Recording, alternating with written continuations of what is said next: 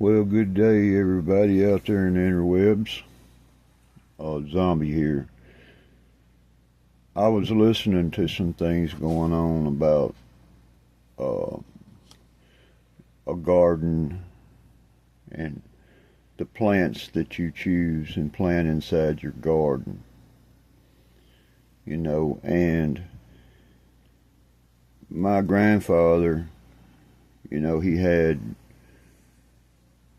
to pretty much he lived off of his own land based on his age and based on location of where he lived. And the only thing he ever did was pretty much pass that down from his dad, which would have been back in the freaking early 1800s, So you just maybe you'll say something that people maybe really can understand, that in those times, and that's recent times, that's people living off their own land times, where the only thing that you could source from an outlet or a trading post or somewhat was things like coffee and ground flour, and salt. People pretty much grew their own pepper. Some people had tea, coffee, Well, my grandfather's house, believe it or not, is intact. It's still there. The old place is still there. And the garden on the property, it consumed probably half of the property in the yard. It was half of the property. And that was 5 acres. And they farmed in fields. They had fields full of things for big quantities was grown in the fields, if you understand that, which means that if I feel like I'm going to need enough corn to last me all through the season till the next harvest comes, I don't have this to feed my animals, my chickens, to have any kind of use of, to be out. So you need to anticipate that. So it would essentially be required that it was grown in a field, not a backyard garden. It had to be a field, where a whole full 3 acres of corn could be planted, or 5 acres of corn could be planted. That's the horn of plenty, if you understand where I'm coming from. Most of the vegetables of tomato and squash and peppers and a few watermelons and such, that was grown to be put in jars. Sure, you could have some fresh watermelon, you could have a few things, but most of that came out of that particular vegetable garden. See, that's the vegetable garden, not the field garden where the corn and the wheat, whatever it is being grown for mass harvest, which means you're going to feed your animals, your mules, your cattle, your poultry. You got to feed. See, that's part of it, is that land has to produce enough of its own in quantity to be able to feed you, your family, and your animals. You've got to feed your animals.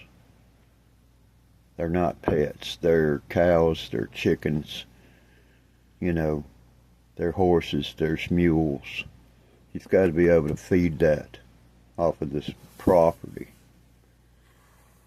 But back to the reason for this video is to say that most people don't understand that there's people that's been out here in the world. They know what it takes to survive off of the land. They don't need to be told.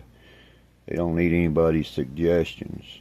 Their family's just been doing it for several hundred years, if you get that.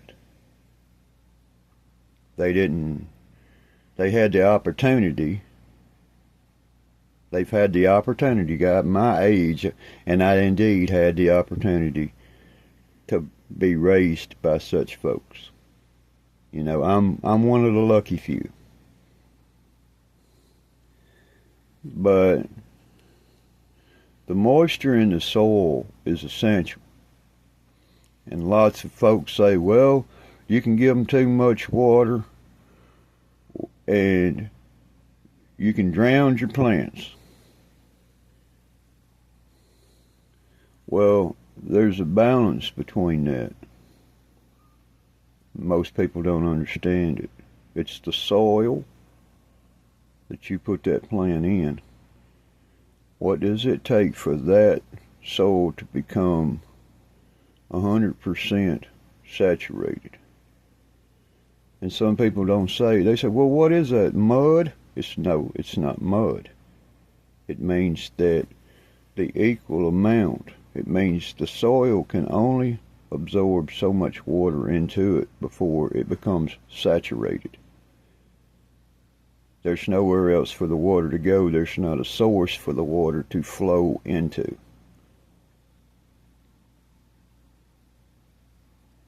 It means that if it's trapped, if the water gets trapped in the soil,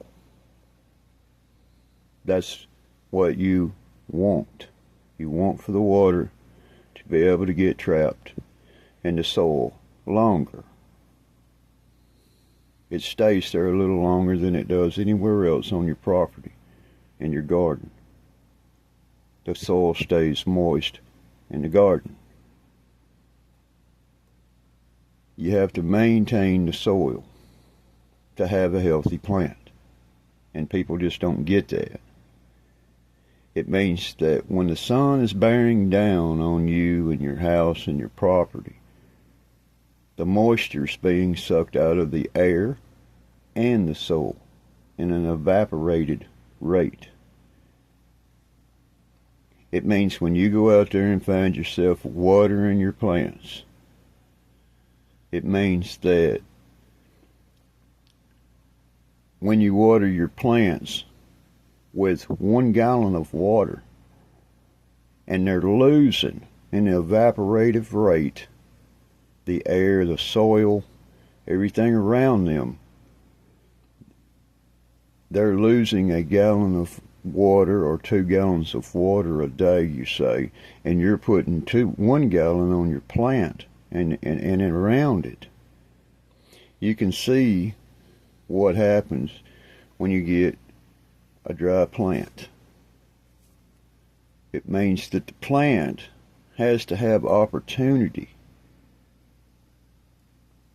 to have ample supply of water from the soil in which it's planted. If the soil not have enough, it's a suction vacuum thing going on. It means the ground around your plant bed is being sucked bone dry. If the soil outside of your garden is dry, all around it, then it's sponging that water out of the ground around your garden, under your garden, and out of your plants. We always call it a drought.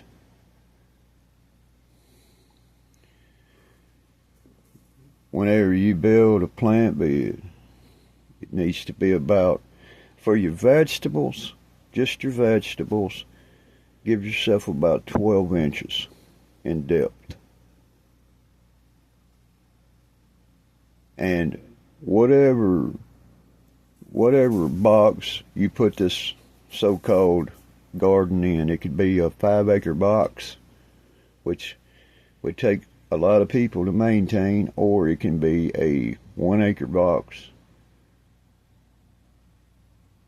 It means that the soil has to be able to retain moisture. You can't grow a plant without water. Nutrients, the nutrients that have been embedded into that soil have to be there at the moment of that plant's conception. It has to be able to maintain growth pattern with the moisture it's being provided and the balance in the soil in which it's being planted. It needs to be a soil to where the roots can travel. They're not knotted up on themselves. And distances between those plants is according to the plant size when it gets a full-size plant. You keep the distance between those plants. You don't go in there and start planting plants right on top of each other, because one has to feed off the other. It's not one feeding off the other. It means that one of them is stealing moisture in the roots of the plant. That's the only place that plant's going to absorb it, through its roots. The things that it takes out of the air that makes it breathe, makes it live as a plant, is the carbons and stuff that it has to have to grow, not to rot. But anyways, whenever a soil absorbs water and moisture, sometimes I would say, hey, look, this is, something that my family's done for the last hundreds of years. It means that you have to choose what it is that you're trying to grow, what your essentials would be, what you just like. You may just be growing these vegetables for your own personal pleasure. You just want to taste one of them or two of them a year and say you did it. Congratulations. But for the ones that say, hey, I want this 5-acre piece of property to produce everything that I can eat. And if you place animals on that property, then you got to feed them animals too off of that piece of property. You don't get to run down to the feed store and say, hey, I need some chicken feed.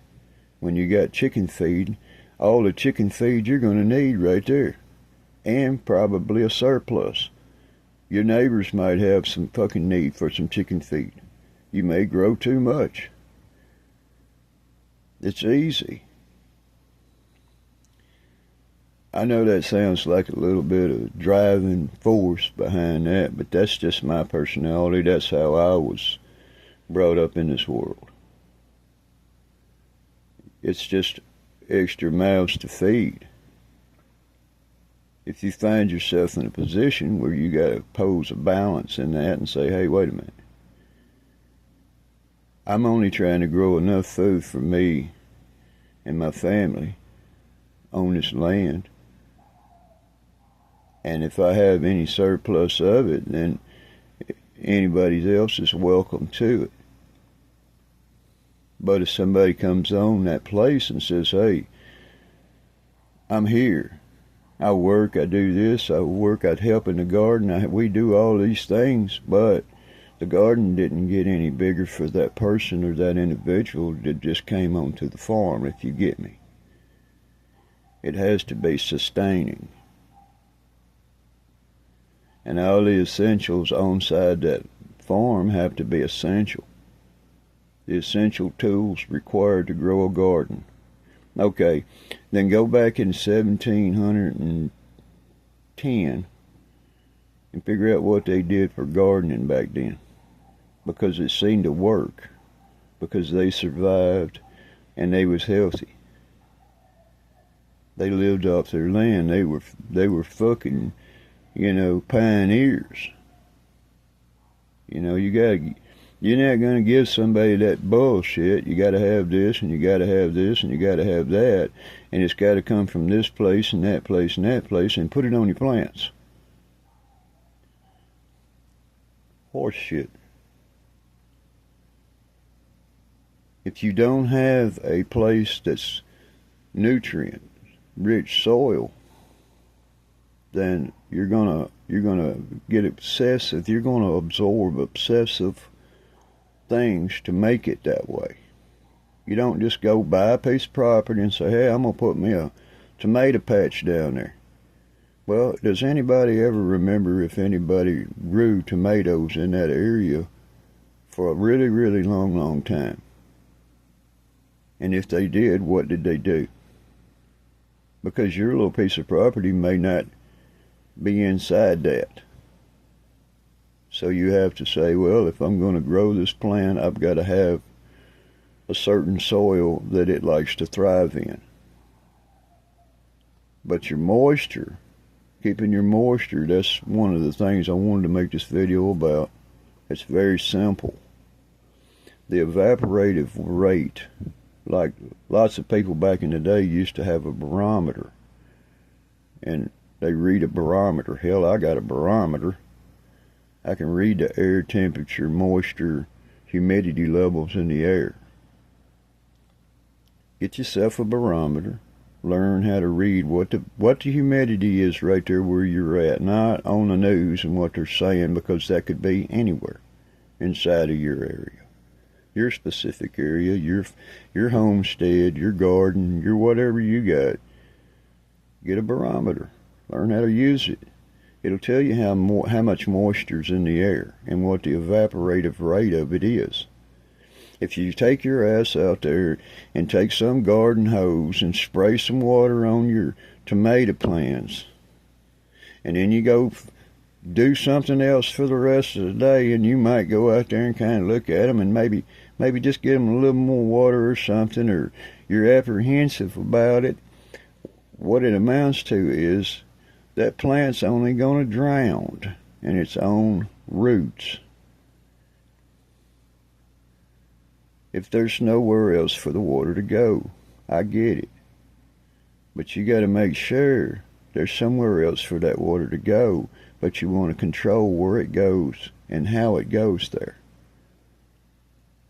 If you understand that, it means the vacuum in the soil, essentially water travels, it follows water.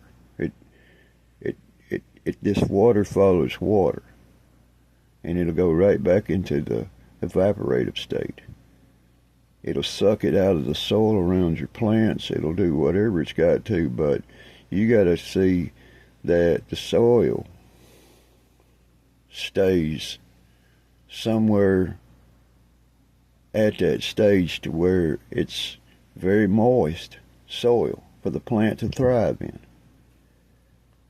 But you don't want to overdo it with the water, but you want to make sure there's water there always.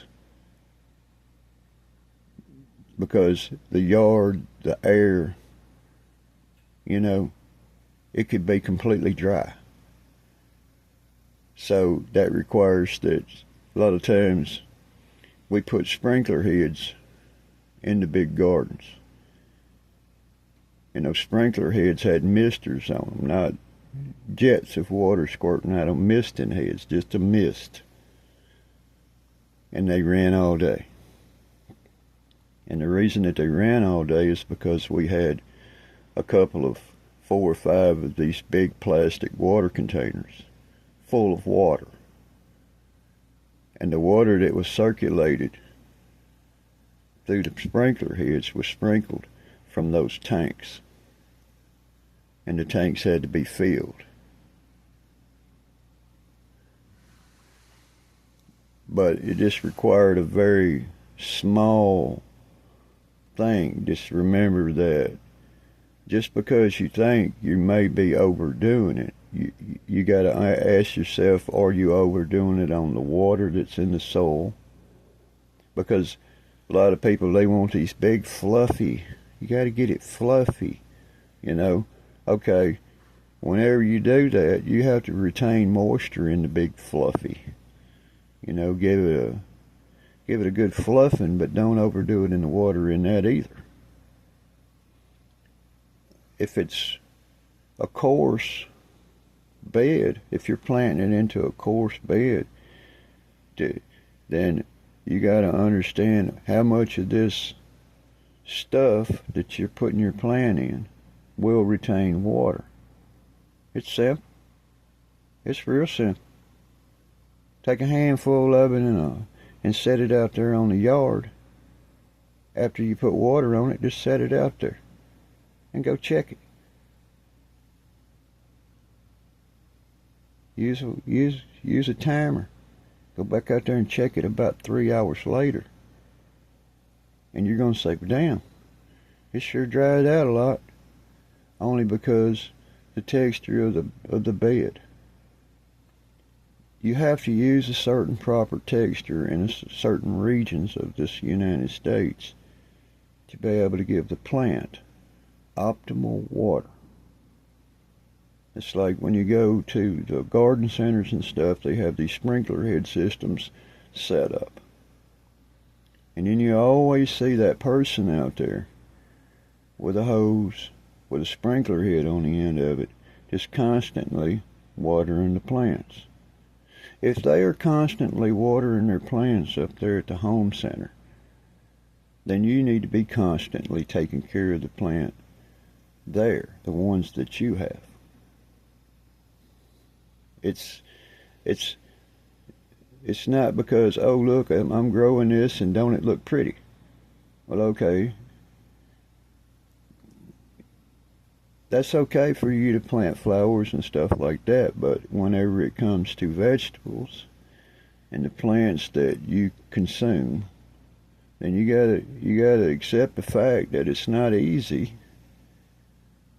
to do these things. To make sure that that soil bed retains the right amount of moisture in it at all times. Not because you think you got too much water on it or whatever. I'm just saying. You got to warm yourself up to it, and you got to do that with your soil. You got to warm the soil up to it. You got to time it. If you go out there in the morning in a flower bed that has absolutely plant bled, it has absolutely no plants in it. It's tilled up.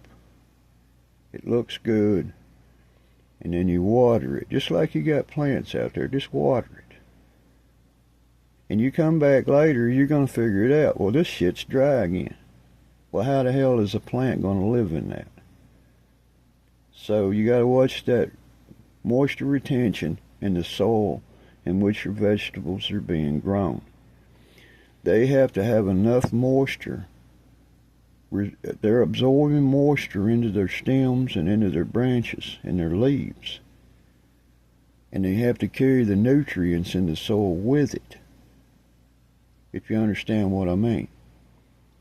You got to keep that moisture flowing and the nutrients flowing for the plant to grow. Lack of either of those, then you're wasting your time. But maybe, people will just get it. You gotta play the numbers on the soil and the plant, And that's why a lot of times somebody says, well, hell, they can grow plants just in water. Yeah, because there's enough nutrients flowing in that water that they're sitting in to be able to make that plant just flourish quickly. The balance is right. The nutrients in the soil, your soil cannot suffocate. You got to understand that. It can't suffocate the roots. It'll cause rot. It means that the soil that you're watering is still got to be porous enough for the plant to grow inside of it, it can't be suffocated in there. It can't be, the soil can't be so dense that the plant can't breathe and nutrients and moisture flow into its root. It's like being suffocated in mud. So you got to watch what you do there when it comes to your roots. Where's your roots going to be when the maturity of the plant comes in? And if you say the roots has to go 12 inches, 6 inches, then you may have to ensure that that soil is going to be right there at that when that plant gets to full maturity. So it's playing with it, but a lot of times when you figure it out, you grow a test plant. You know, we would grow a test plant. We would take a seed, we would take a test bed, and we would put that plant in it way ahead of what we figured we was going to put in this particular soil. You see, you can play with that, and you can do that weeks and months ahead of time before planting season. You can do that, hell, in the garage in your house, you know. You can do that on your extra table space or something, and test bed it. But the fact of the matter is just what you're thinking there. Just because you live up somewhere here, across the prairie, over yonder, up in fucking wherever, you're hundreds of miles away from what method works for you. And if somebody else takes that same advice without checking, it might be disaster. It's not going to grow. It's not growing. It's not getting green enough. It's not growing fast enough. It's just sickly looking. It's because it wasn't based on the premises of your topsoil, your production of whatever it is that your nutrients in your soil is going to be, and the moisture that you live in, your atmosphere. The barometer comes in. So just kind of get yourself on the evaporative rates of your area, what's outside your house, not what's over there in the city 50 miles away. Your variance, which means that you think, well, I live right next to a river. That makes it even worse. Water's going to flow with water. It's just going to suck itself right down into the mainstream of things, and it's going to go right back up there and make some more clouds again. It's a retracting thing, if you understand. It's restricting. Water flows back into the water. It's a sucking vacuum kind of thing going on there. It's going to go. You can't stop it. Unless you put it in a bottle and you put a lid on it. It's going. So just maybe this crazy ass little video I made will help some people, you know, and try to understand that, you know, that your plant beds for your vegetables and the things that you are going to consume or your animals are going to consume, you know, you got to hone your skills on that, you know, until you get to where you're taking some other people's advice and this advice and you're using all this advice and you're coming up with your own solution. That's what we want. Zombie Force out.